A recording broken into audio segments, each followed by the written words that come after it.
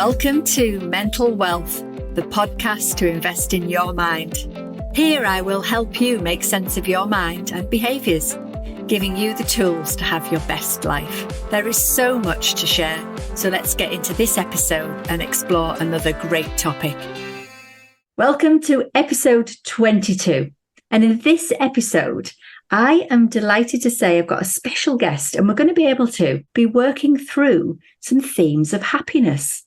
I guess that sounds good for all of us. So I firstly want to welcome Marcus, who is my special guest in this episode. Welcome, Marcus.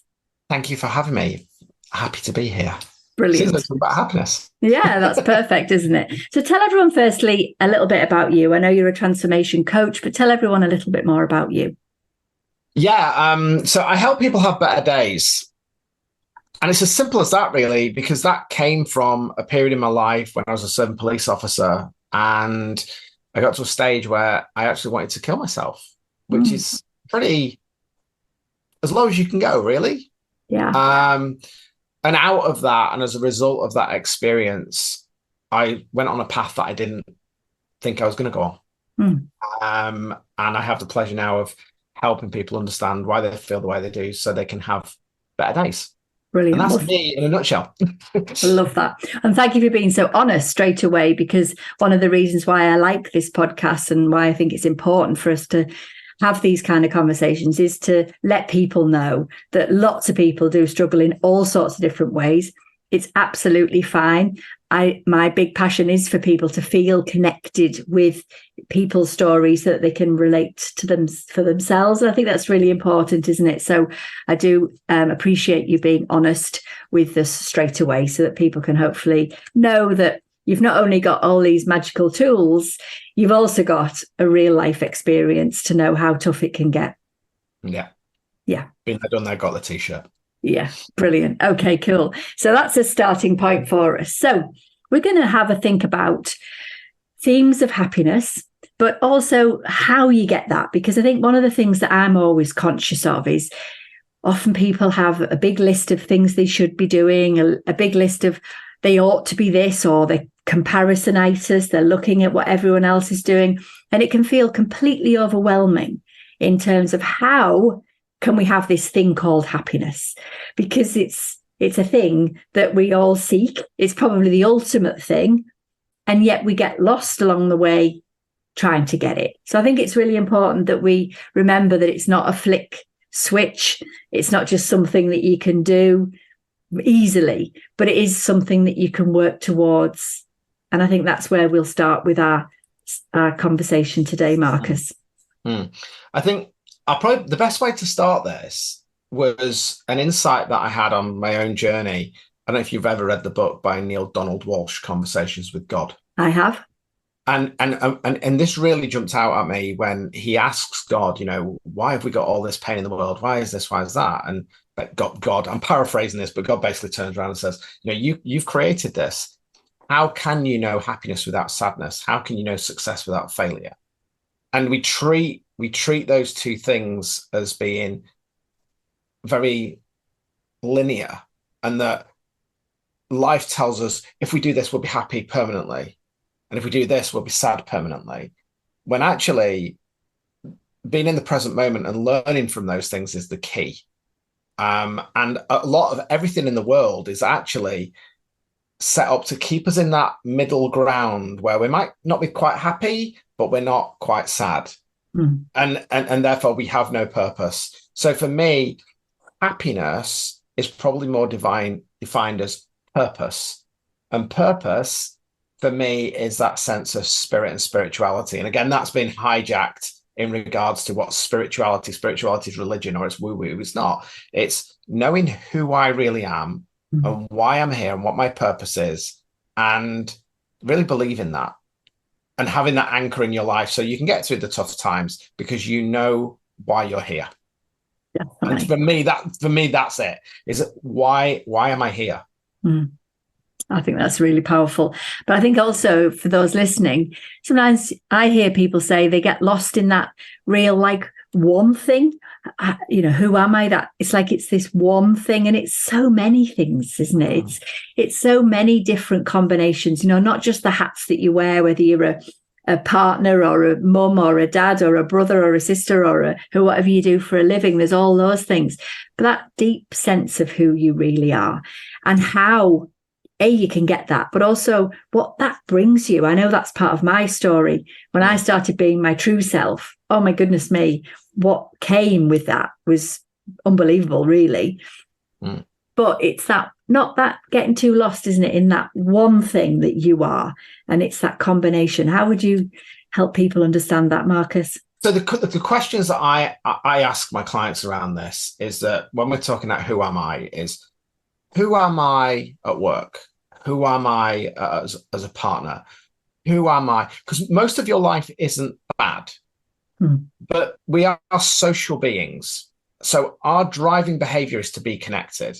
And one of the things I want to bring in is environment. So who am I in that environment, both internally but externally as well? Because we often forget that, is that if we're in an environment where we don't feel connected, we don't share those values, but society says that's what you should be doing and that's who you are, that's when we get what I call head heart incongruence. And that's where I was, is that logically it went, I've got a great family, I've got a great job, I love my job, I've got nothing to complain about, but the world would be better if I wasn't here. Why is that? So excuse me for swearing, but at the time when I went to see my GP and they were saying you can have drug therapy and then counseling, I went, I don't want any of that. This was the words that I said, so apologies. I said, why the fuck do I feel the way that I do? That was my only question. Logically, it doesn't make sense, but there's this driving feeling inside me that I don't feel good enough. I feel different, that the life that I believe is available to me isn't there. And what I recognized from the work I did at the time is that your mind and your body is always working for you. It's always on your side. The problem is the subconscious mind has been programmed by other people. So you're actually responding not as your true self, you're responding to the programming of your teachers, your family, society, and what their expectations are, because the mind's there to keep you alive, not happy. And it does that by saying, well, if I'm connected, I'll be safe. Because millions of years ago, we get eaten by a saber-toothed tiger. So we go through our lives, you know, it's interesting, I think. I don't know, I can't remember where this came from, but by the age of 8 years old, 80% of who you'll become as an adult has already been programmed into you. 8 to 18, the next 10%, 18 to about 35, the next 10%. So around about 35 is when you're fully programmed. And then all of a sudden we wonder why people have midlife crisis. Yeah, exactly. Because the body's always trying to tell you who you really are, but it doesn't have words. And that's why going, why am I here? Who am I? And actually getting help as well, and getting the right help is really, really important. But it's those big questions. I think it's asking those big questions and not knowing how you get there, but actually, what is it I want and why do I want it? The why is the important driving factor, because that's emotion. Yeah. And then that helps you be true to yourself, isn't it? Because the why you want it might be completely different to all these other people who are in your life who are saying, that's not really right for you, or don't do that, or why are you doing that? And that's what gets in our way massively, doesn't it? Yeah, it is. And I agree. You know, it's interesting. I'm sure you've had this as well, is that, I don't know if you know Simon Sinek, his Golden Circle, but he talked, yes, okay, so this is where this came from, because I've been following Simon beforehand. And he said most people communicate, they know what they do, they know how they do it, but they don't know why. So you need to reverse that. And so if you ask yourself a question, let's take affirmations, for example. Affirmations are good, but they miss a vital. So I am enough. I am abundant. Why? Yeah. You've got to join the dots. You've got to put the what and the why together, and the how will just show up. And that's what we call manifestation. It's what we call law of attraction. You can't attract things into your life and grow the life that you want without going, this is what I want and why do I want it? They're just simple questions. Yeah, I like that. It's something that people can have a time to sit down and reflect and just think what comes up, whatever comes up, no judgment, just whatever comes up. But I think the thing that I'm always reminding people is there are all these tools, affirmations being one of them, and they're all part of a jigsaw. And every bit of the jigsaw to make the finished piece is important.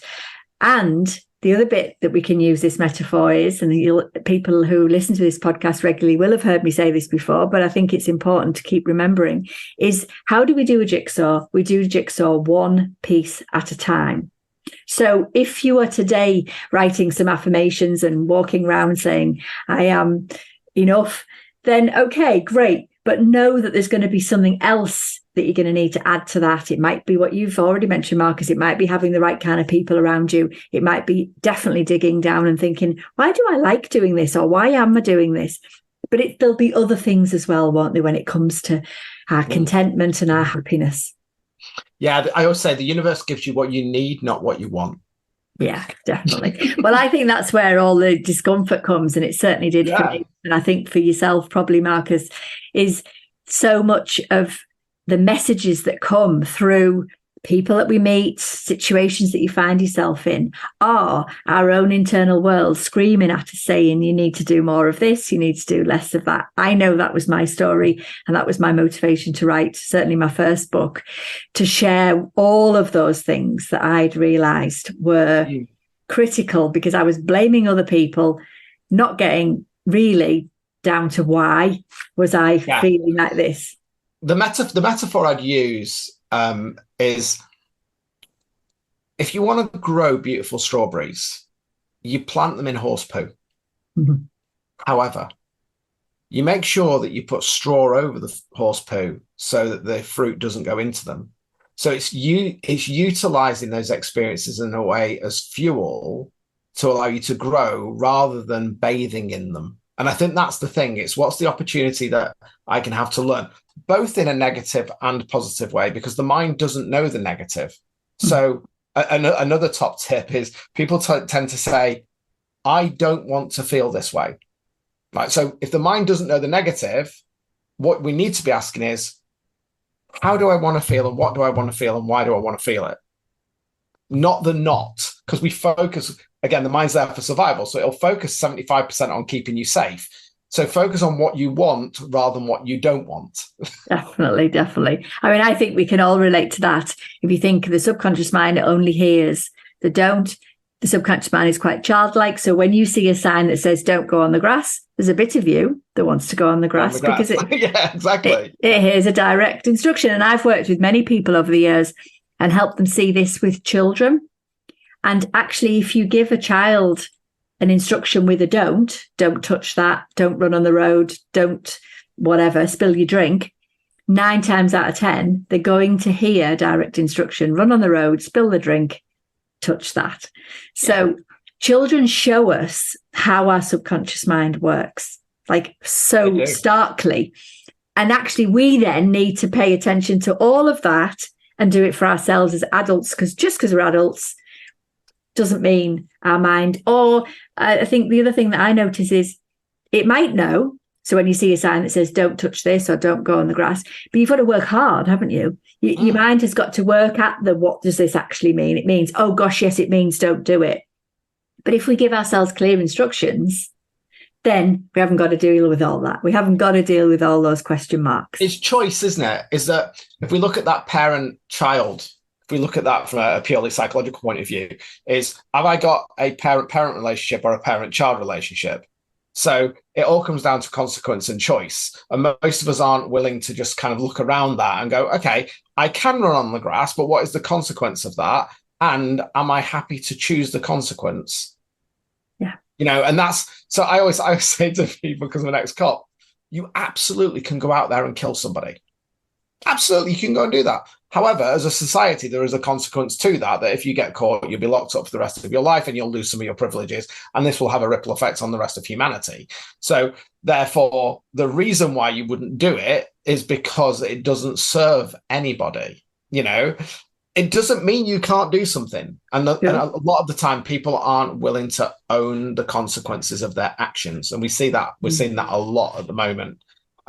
In regards to people want more legislation on stuff and they want this, that, and the other. And it's because we don't want to be responsible, because being responsible is called being an adult, and adulting is difficult. It really is. We all want to revert back to be the child. But I always say, actually, I think what we really want is to have the freedom of a child with the wisdom of an adult. Wouldn't that be good? That's nirvana. Wouldn't that be just brilliant? Mm.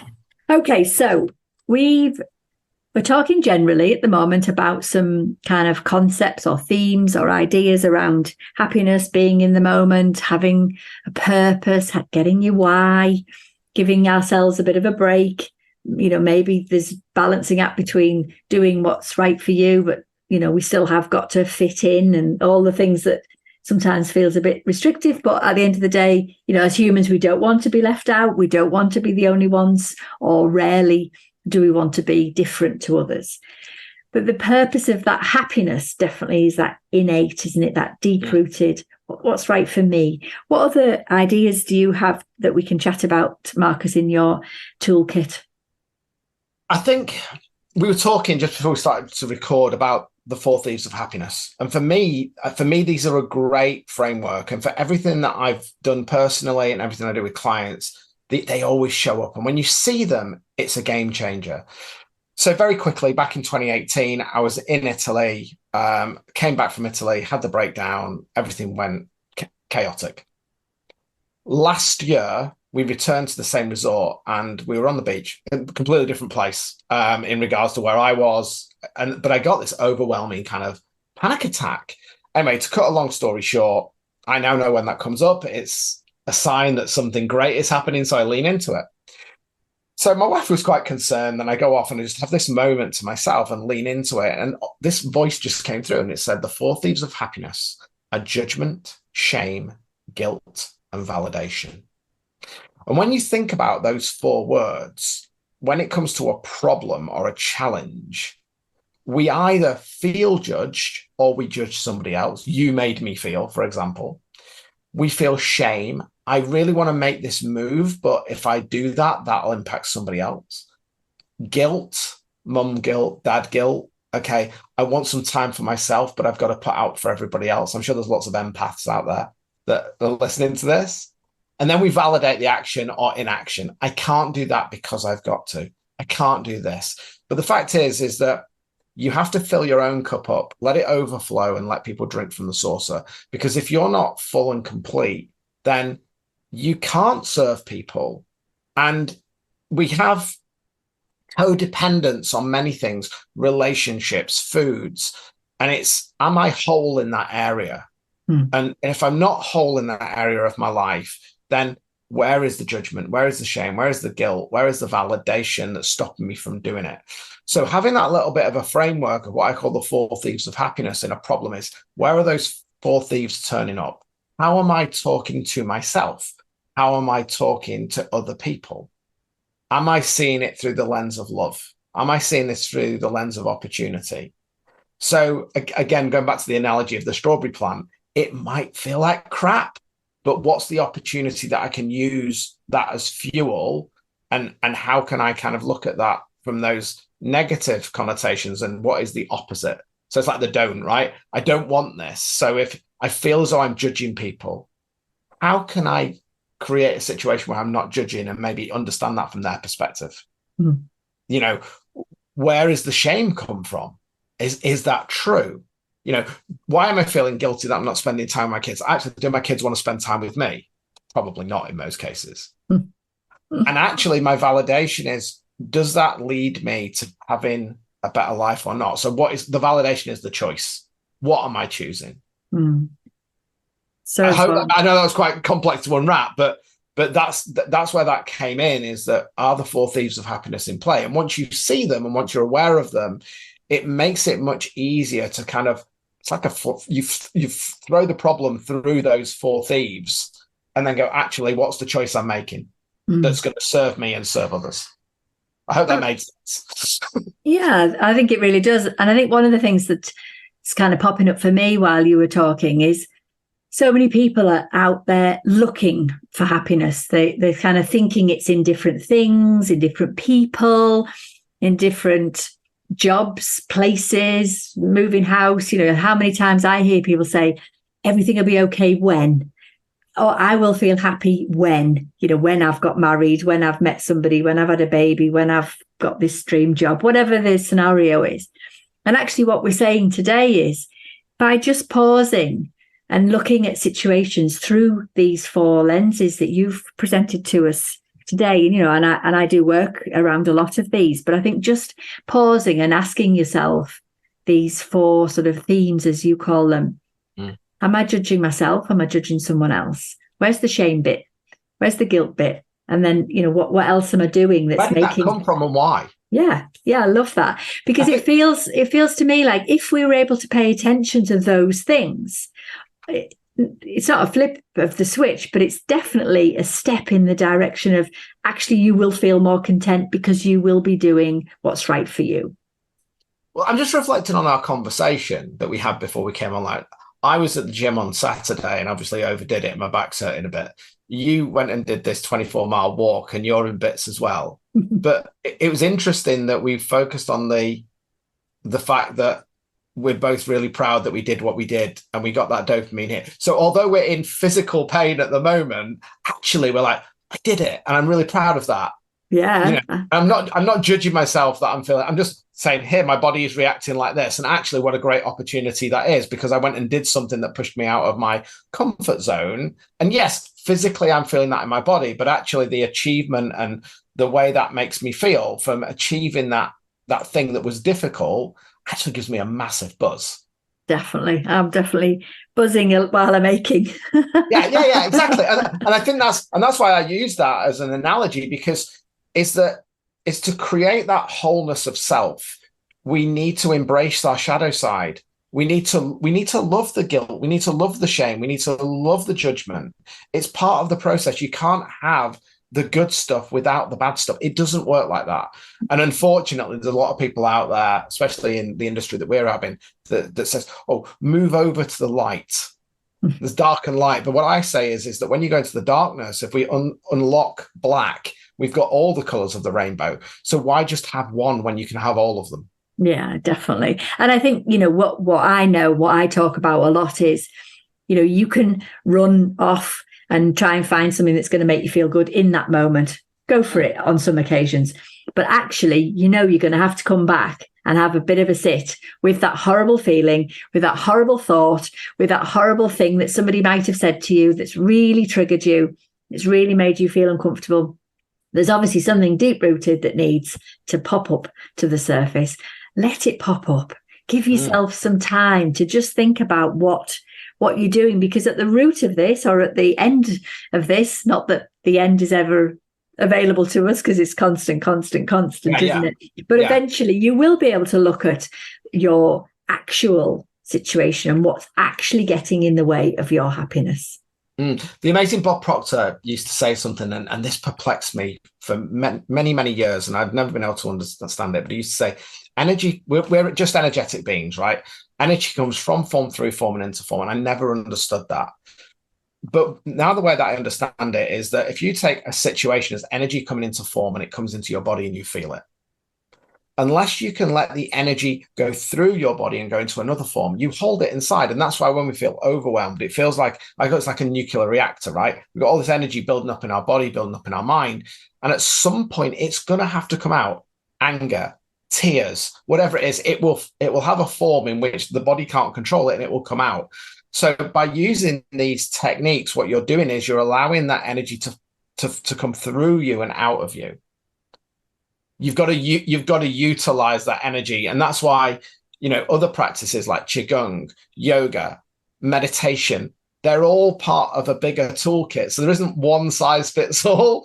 You know, there's lots of little tools, and you can look at judgment, shame, guilt, and validation in meditation. And you can look at it in yoga. You can, you know, anybody who's doing yoga, next time you can't do that asana, what's that voice that's coming in your head? Oh, everybody else can do it. I can't. I feel shame and guilt. I'm validating it because I'm not as flexible. You know, you can run it through anything, whether it be a physical practice, a mental practice, anything. But the fact is, that's okay. It really is. Okay. And it's just my journey, and I'm on my own journey. And like you say, the journey continues, and it will continue infinitely because energy comes from form, through form, and into form. Definitely. It's just part of the universal laws. 100%. And I think just being able to take yourself on your journey for each person listening in, for you and I, Marcus, for everybody else, it is so important to remember that this journey that you're on is your journey to own, but also it will be different. It will look different to other people's potentially. Yeah. And I'm always saying, take inspiration and motivation from others. This walk that I've just done, wow, I was blown away by some of the stories, some of the other people, but don't do it in a judgy, shamey, guilty kind of way and put yourself in an unfavorable place. I think if we look at it from an opportunity, and I sometimes use this in my hypnotherapy recordings that I give to clients, but imagine billions of years ago when the universe was formed, right? We know the universe was formed. Somehow we don't know exactly what it is, the Big Bang. There was a bit of stardust that started a journey billions of years ago. And the environment in which that bit of stardust encountered created you today, rather than you being a rock or being a frog, right? So if you look at the chances of you being on this planet at this moment, at this time, in that body as you, are billions and billions and billions to one. It's not by chance. There is a reason why you are here. And we often are looking outside for the answer when the answers lie within us. We are all equally as important as every single other organism on this planet. We're all part of one big ecosystem, So when you actually put it into perspective, our problems are so minute. It doesn't feel that way. Sure. But that's why asking those deep questions and going, if I've only got this one opportunity in life, why don't I focus on why I'm here and why I want to build this life and why I want to, and most people will chase the extrinsic stuff, but I always come down to this. What most people want is this: peace, love, purpose, meaning, and freedom. Yeah, definitely. That's all it's about. And actually purpose and meaning is the biggest thing, is that's what drives it. If I got purpose and meaning, that can drive me through the tough times. And that comes down to our values, our ethics, and surrounding ourselves with people who believe what we believe. Definitely. And I think if there's people listening today who are definitely sitting on the fence, shall we say, thinking they should do something or they ought to do something, not in a negative way, so not in our shoulds that full of guilt and shame, but in that something that they really want to do, go and do it. Find a way. Start to look into one small things that you can do to make that happen. Because I know lots of people who listen to this podcast who are wondering, should I? And can I give you a funny example? Yeah. Can I give you a funny example? So we want to move house, right? And the house that we've kind of looked at and we found is potentially, my mind is telling me it's out of our price range. So yesterday we went and looked around and met some people in the area. It's a lovely area that we want to move into. And I got a pound coin. And what I did is I put the pound coin next to the for sale sign on the house. I made a £1 deposit to tell the universe that I want to move into that house. I don't know how I'm going to do it, but here's my deposit. So that house is now £1 less than what it was when we first looked. Mm-hmm. And my mind now is going back, not, oh, I can't afford it. It's how can I create the environment that allows me to buy that house? And if I don't get the house, actually, I'm okay with it. Yeah, sure. But taking action is the key. You don't need to know how, but you need to take the action. And why are you taking that action? How important is it to you? Brilliant. There you go. So if there's one small thing that you can do out there, whoever you are listening in, who is wanting to do something that they haven't quite worked out how, then we've got to find out one small thing. Yeah. So look to the micro, not the macro. Yeah. Love it. Brilliant. Okay. Well, hopefully we have given people some thoughts and encouragement to find a different way, maybe, to looking for their happiness by actually just assessing a situation or a scenario that they're in through your 3 themes and see what's at the other side of it when you start to challenge yourself gently, respectfully, kindly is always my Absolutely. big thing. And you've got a freebie that's attached to this, haven't you, Marcus, that we're going to put in the show notes for everyone? Yeah, so I thought I'd give this away because it's all right talking about this and theorizing around it, but we know that the first law of attraction is not affirmation, it's vibration. So how do you create that that awareness in your body of that. So I'm going to give my 4 Thieves of Happiness immersion. It's a freebie that I give away, which will introduce you to your real self. It's 8D, so wear it with headphones, and it will bring together those 3 voices in your head to make you feel more into how you can be more aligned to your true purpose. So I hope everybody enjoys it. Love it. Thank you so much for that. We've also put all of your links into our show notes so that everybody can check you out. If anyone's more interested in following up with Marcus, please do so. Yes, thank you. I appreciate that. Thank you so much for coming and creating this podcast with me today. No, it's been awesome. And I think that's the thing, isn't it? It's collective people coming together. You're not on your own. I think that's the message. You're not on your own. There are people like you and I and other people that are actually want to empower people to change their lives. And it's an honor to always be invited on to put somebody's podcast. So thank you very much. Thank you. Okay, so that's it for this week. Next week, we have got Kirsty Knight, and she and I are going to be exploring work-life balance. So I hope you can tune in then. Thank you for listening and sharing in this episode of Mental Wealth. Remember, you can subscribe wherever you get your podcast. My last question to you is, what is the one small thing that you can take action on from this episode? Message me on Instagram or through our website with questions you'd like me to explore. You'll find the links in the show notes. I'll be back with more tools and tips to make sense of your mind in the next episode. In the meantime, be kind to yourself. Bye for now.